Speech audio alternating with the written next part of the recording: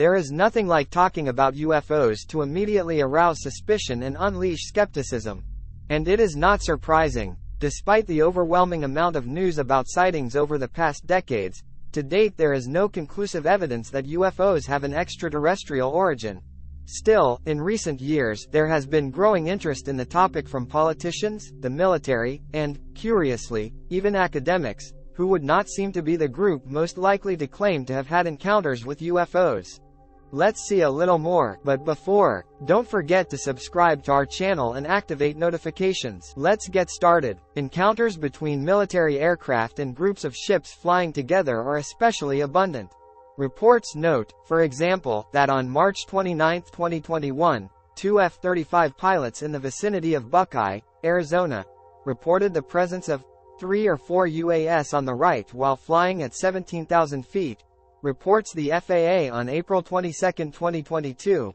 Another F-35 pilot cited 8 silver UAS at an altitude of between 16,000 and 20,000 feet, between 5 and 6 kilometers in the vicinity of Glendale, also in Arizona.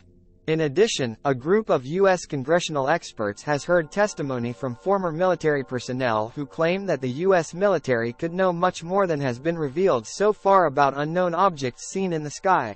At the hearing on so-called unidentified anomalous phenomena, or FANI, a term coined in part to avoid the UFO stigma, several witnesses shared surprising testimonies about alleged secret military programs, as well as personal encounters with unknown objects that seemed to defy principles. Well-known physics and engineering while flying in U.S. airspace, where one of the witnesses was David Charles Grush, former U.S. Air Force intelligence officer and whistleblower. Grush recently went public with his claims that the U.S. military may be attempting to reverse engineer recovered ships of unknown origin. Another, retired U.S. Navy Commander David Fravor, recounted in detail an encounter he and other pilots had with a UAP over the Persian Gulf in 2004. When we looked around, we realized there was white water to our right. The day of the incident was as close to a perfect day as you could ask for. Clear skies, gentle winds, calm seas. So the white water stood out against the big blue ocean. When the 4 of us looked down we saw a small white object, Fravor explained. As we approached the object to about a half-mile with the object just to the left of our nose, it rapidly accelerated and disappeared just in front of our aircraft. Our partner, about 8,000 feet above us, also lost visual contact. We went back to investigate the white water and discovered that it had also disappeared, says the pilot. However, other members stressed that part of the purpose of the hearing was, in fact, to understand the significance of the hundreds or thousands of sightings apparently made by military personnel and commercial pilots. But anyway, thanks to a sporadic sequence of newspaper reports and official disclosures in recent years, there is greater public understanding than ever about the steps the United States has been quietly taking to investigate NIAPs, particularly those cited by military service members.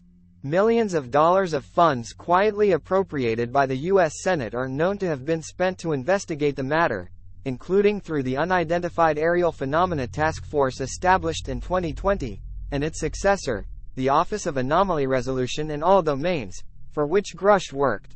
Press reports, declassified videos, and congressional testimony have made it clear that many more encounters have occurred than have been reported to the public, and that there are striking overlaps between the witness accounts that have been collected. Through this video, both Grush and Fravor specifically alluded to the possible knowledge or even possession by the U.S. government of ships originating beyond the Earth's atmosphere. Grush's most striking testimony was indirect, in the sense that he did not claim first-hand knowledge of the alleged objects in question. Instead, he testified that in 2019, he was informed of a multi-decade UAP accident recovery and reverse engineering program that was or is operating without congressional scrutiny. I made the decision, based on the data I collected, to report this information to my superiors and multiple inspectors general, and actually become a whistleblower, he told the subcommittee.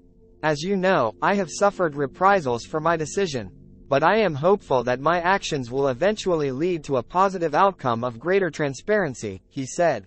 Fravor also expressed concern about the lack of government scrutiny of reported incidents and the military's knowledge of them.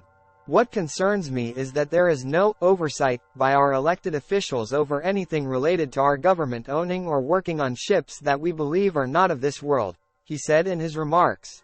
He also reiterated to the commission that the object he and other pilots saw in the Persian Gulf in 2004 was capable of seemingly impossible maneuvers that would surpass any U.S. military assertion. The technology we were faced with was far superior to anything we had. You could go somewhere, get off in a matter of seconds, do whatever you wanted and leave, and there was nothing we could do about it, Grush said. Grush and Fravor stressed that the objects they talked about were not only detected visually by the pilots, but also by radar, although that data has not been made public. However, the strongest theme of the hearing was that there is currently almost no way for pilots and military personnel to report sightings without attracting the stigma associated with UFO conspiracy theorists. Grush, for example, confirmed that he had at times feared for his life since he reported him. There is also no complaint system for civil aviation pilots. Another witness, former F-18 pilot Ryan Graves, explained that he had helped found the group Americans for Safe Aerospace to support those who had encounters with UAP, and that he had not anticipated how many witnesses would contact him. The group, he says, has become a refuge for more than 30 UAP witnesses who previously did not speak out due to the absence of a safe admission process. Most do not want to speak publicly.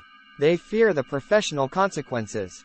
They just want to add their report to the dataset. Tellingly, the Republican-led subcommittee session included some of the most hard-right members of the House of Representatives. For example, Florida's Matt Gaetz, along with left-wing figures like Alexandria Ocasio-Cortez. That's a testament to the fact that the POW issue cuts across partisan lines like few other issues at a time when Washington, and the House of Representatives in particular, is viciously divided. As Congressman Jared Moskowitz said in his keynote address, it should not take the possibility of a non-human origin to bring us together.